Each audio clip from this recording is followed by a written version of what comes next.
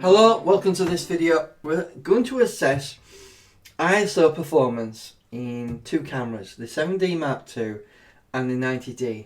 I will be bringing some conclusions to this video, but however, I would like you to please bear with me regarding this assessment because it may take some time to go into these images and look at them.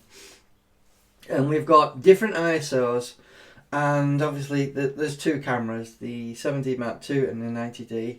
And what I want to do is assess and compare ISO performance in an averagely lit scene here using a light box. And we've got a Star Trek model here. And I want to look at detail. But the thing is, you need to take into account that the 7D Mark II is a 20 megapixel camera, where the 90D, I think it's a 32.5 megapixel camera, something like that. So there is going to be a big difference when you start trying to zoom in and assess ISO performance. So just keep that in mind in this video. But we've got different ISOs to look at. Hopefully this video will be informative, giving you a rough idea on the performance of these two cameras at various ISO ratings. Obviously the 7D natively max out at 16,000 ISO, where the 90D maxes out at 2,500 and 600 ISO. Obviously that's 25,600, just to make that clear. So you know, clearly the 90D can go up to much higher ISOs than the 7D does natively. Yes, you can expand that a little bit, but we're just going to look at the native ISOs that we can expand to.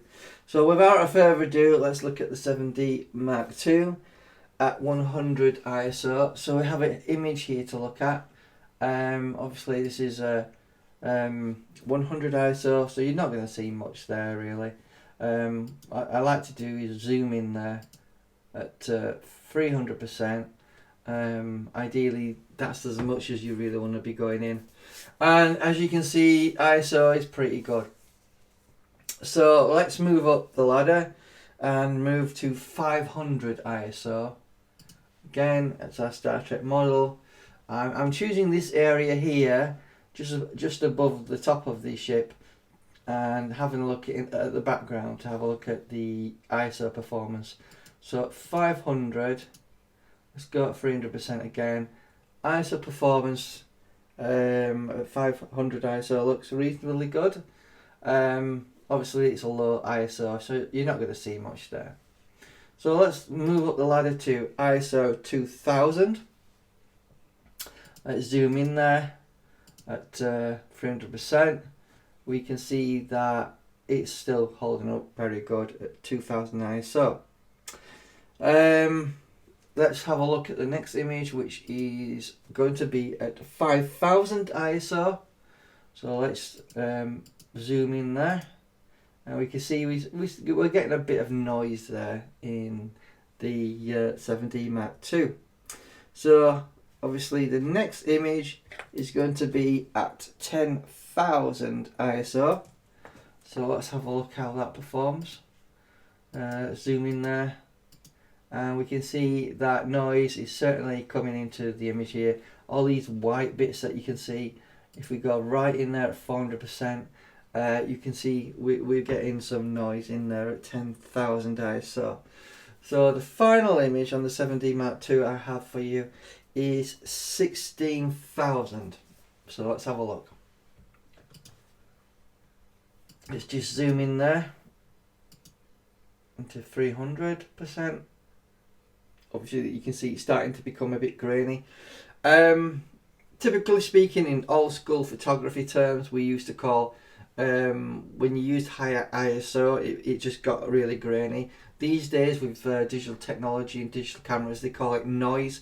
Essentially it's the same thing. It's graining your image. That obviously makes your image less sharp. The higher up you go up the ISO, obviously the less sharp your images become. So obviously looking at this image at 400% there, you can see we've got a lot of ISO going off a lot of noise. I mean, in the ISO, and you can obviously see it's a bit grainy. So if we look over here, it's a bit grainy. We can't really zoom in more than that, because when we start zooming into 20 megapixels at say 500%, 600%, you start to see pixelization in the image. That's the advantage of a higher megapixel camera. You can zoom in a lot more. So in the 90D's favour, obviously you can zoom in even more, so before you start seeing pixelization. But so let's have a look at the 90D next. 100 ISO. So image looks really clean. Again, let's zoom in there. We need to really get in there to see any sort of noise performance at 200% there, 300% there, and it's giving us a good result. But then again, 100 ISO is very low, so we're not going to see anything there. So let's move up the scale at 500. So this is 500 ISO. Again, the image looks very, very clean, very nice. Let's zoom in there on the 90D. Obviously, it's not that grainy there, so we're seeing some good performance on this particular image at ISO 500. So there's no major problems there that I can see. So let's move up the ladder to ISO 2000. So again, image is looking and holding up quite well. You need to zoom in there to have a look. We're pixel peeping to have a look at ISO to see how it performs. So this is what this video is all about. So let's just move in there a little bit more up to the 200%. This is where I'm starting to see some grain in the image. So we obviously call that noise at 2000. So let's just stop right there. I want to go back to the 7D Mark II, so you can have a look at the noise at 2000 ISO. So let's just quickly go over to that and zoom in there. You know, we're obviously up at 600%, and just go back to the 90D. I actually think we're seeing worse noise on the 90D than we had seen on the 7D Mark II. So we just, obviously we're only at 200%, with going there at 300%, back to the 7D Mark II, and you know, I'm actually thinking it's not too bad on the 7D Mark II at 2000, where I think it's probably quite a bit worse on the 90D. So let's move up the ladder on the 90D and go to 5000 ISO. So obviously you're not going to see the ISO unless you're really high up in the ISO scale, because when we start zooming in, that's when we're going to see it. So let's zoom in there more. Okay, let's see how we're doing for the noise. I can see a lot of it here at 5000. So at 100% there, I can see absolutely a ton of noise all over the place. 200% it looks atrocious, and that's at 5000. So let's just jump back to the 7D. I've made a note of all the file numbers so I can jump to the right one. So this is the 7D Mark II. Let's just have a look there. It just doesn't seem as bad to me. Obviously we've got less megapixels to deal with, but if we jump back to the 90D, it just looks worse. So obviously that's the 90D at 5000 ISO. Next we want to jump to 10,000 ISO on the 90D. So let's just move on to our next image. You know, looking at this already, I can see the noise in the image. You can see it around here. So let's zoom in. As you can see, it's quite obvious there's noise there. Quite obvious. Even at 50% I can see it. But this is our target area here. So let's zoom in more at 100%. So this is 10,000 ISO on the 90D. Just double check the number on there, make sure we're on the right one. That's correct. 10,000. I want to quickly jump to the 7D Mark II at 10,000 ISO. So we just got to find the correct file. And while there is a lot there, I don't think it's quite as bad.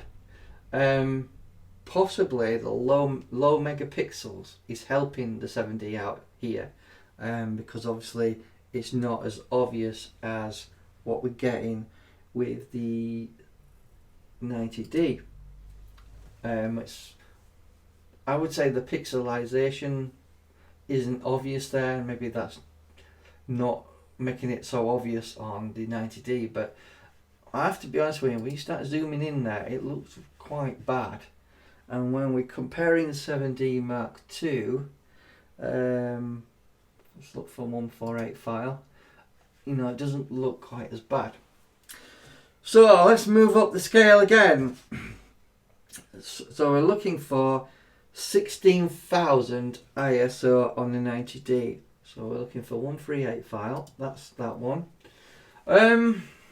It could be usable as an image, but obviously we can zoom right in there and have a look at the grain of that noise that's in that image. So let's zoom right in there. Obviously I can see it's all over the place, the noise. It just doesn't look great. I certainly wouldn't recommend using 16,000 ISO in a dimly lit room, because you will blatantly see that noise. So let's just look at that at 100%. So you can see all these white patches all the way in the image, and that's the noise that we're seeing. But let's have a look at how the top rated ISO rating on the 7D Mark II, because it maxes out at 16,000 ISO on the 7D Mark II. But just because you can go up ISO wise, don't mean you should do, in terms of how high you can raise that ISO up to. And what is ISO? Basically it's the sensitivity of your sensor. So I need to find file 150, which is that. So we're maxed out at 16,000 ISO. Let's just fit to screen so you can have a look at it. Looks very similar to the 90D in terms of the noise we're seeing. I just don't think it's quite as bad, and maybe that's the pixel count being lower is actually helping the 7D Mark II out actually here.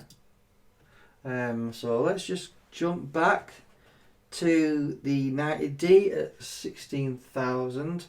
Let's run 138 file there. Obviously we have to zoom in, but I think when you start looking at the noise pattern that you get in these high ISOs, I do not think the 90D is holding its own really when it comes to the low the poor ISO capabilities.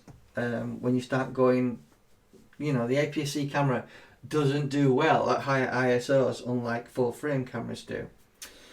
So we can actually move up the ladder even more so than the 7D Mark II, and we have ISO at 20,000. So I just need to move on and have a look at the image. So obviously that's how the image looks. So let's zoom right in there and have a look at how the ISO is performing at 20,000. Just one important note I should make. All these images were taken on the 70-200 Mark II L lens with no stabilization on a tripod with a timer set on the cameras. So, and image stabilization was turned off. So these are as steady as you can get on a tripod, just to make sure these images are absolutely really clean and as sharp as can be. So as I said, this is 20,000 ISO. These cameras can be extended with their ISO, but I don't think you'd want to in the real world. So let's zoom in there. Let's have a look. Have a look at this ISO here, 20,000. Again, it's very grainy. Might be okay to be used in a magazine or a newspaper with small, small prints of it, but I wouldn't want to be using these images. But we can go a step even further at 25,600. So let's have a look and see how that does.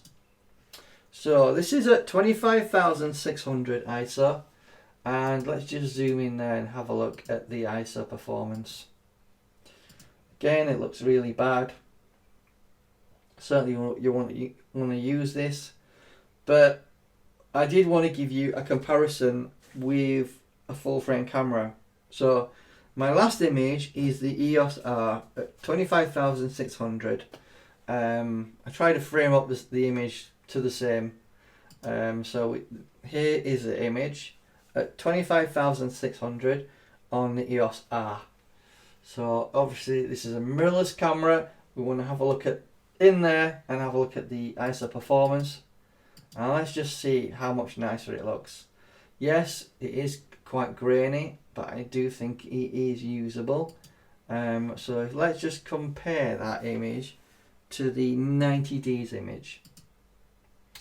Let's zoom out to make it more comparable. So have we got that compared? Yep. And there's your difference. It looks atrocious on the 90D, but it looks passable and usable on the EOS R. I just wanted to give you quite a brief comparison there. So I hope this video didn't bore you too much. Please subscribe to the channel if you like my technical assessments, and like the video. At the very least, please like it, because I would really appreciate that. It will help people find videos like this and help people get to my channel. So please do that. I really need your help on that. If this video helped you out, please subscribe to the channel, obviously. But I hope this assessment of ISO of the 7D Mark II and the 90D helped you out, as well as we looked briefly at the EOS R. I will do another video looking at the EOS R, comparing it to the 7D Mark II and the 90D, just a brief overview, so you're getting an idea of ISO performance. But ultimately, what this tells me is the 7D Mark II and the 90D are pretty much close, even though the 90D is much newer than the 7D Mark II. I tend to think that the performance of the 7D Mark II is still relevant in 2021. It's a good camera and it still does a good job. The 90D just feels like a half-hearted attempt to come up with a 7D Mark III, but I don't think it's quite there. So I suspect the next step up will be a mirrorless APS-C camera, which should be the R7 when that comes out, and I think it probably will come out at the end of this year at some time, because I think there is a space on the marketplace for a APS-C sensor mirrorless camera. Anyway, thank you for watching. Hope this video helped you out. I'll see you in the next one. Thank you. Bye bye.